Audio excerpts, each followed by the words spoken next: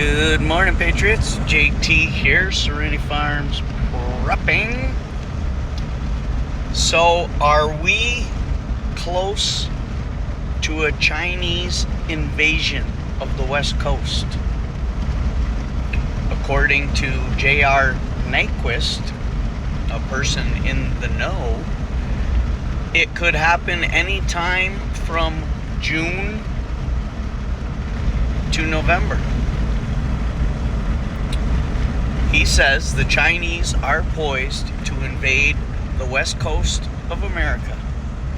This would consist of up to 100 million troops landing on the beaches of the west coast after softening up some large cities like LA or San Diego and maybe bombing a couple bases. They would secure the beaches, then those troops would secure the ports. They would land their major big ships carrying their tanks and their rocket launchers and all their other land access vehicles and more troops. Now, how is all this being made possible? Pretty simple. Pedophile in chief Biden and a large squad of Democrats consisting of shitty shit, Pelosi, Feinstein, Newsom,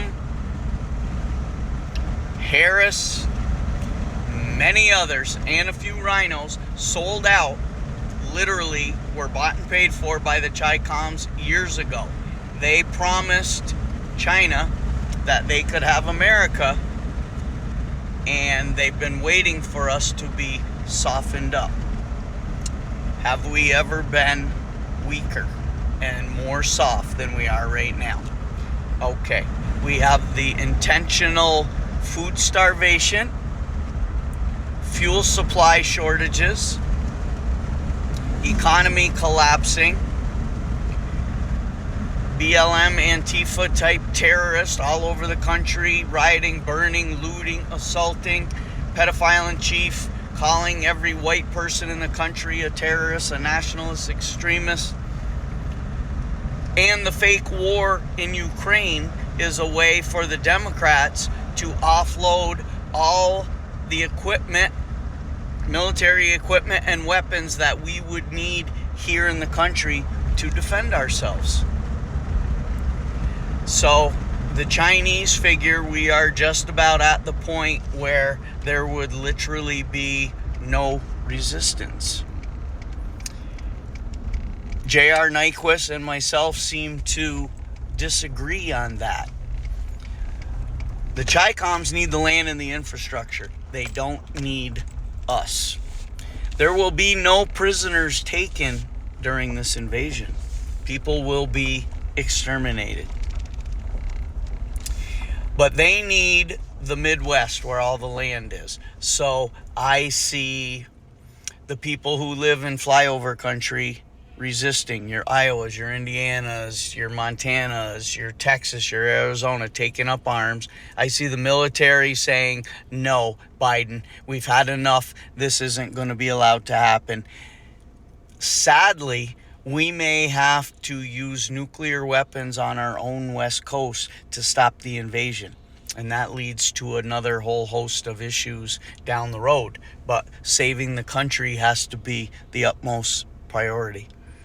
There's always still the chance that there is this plan of white hats and Trump's going to get back in and start negotiating with these countries and stop all the shit that's going on.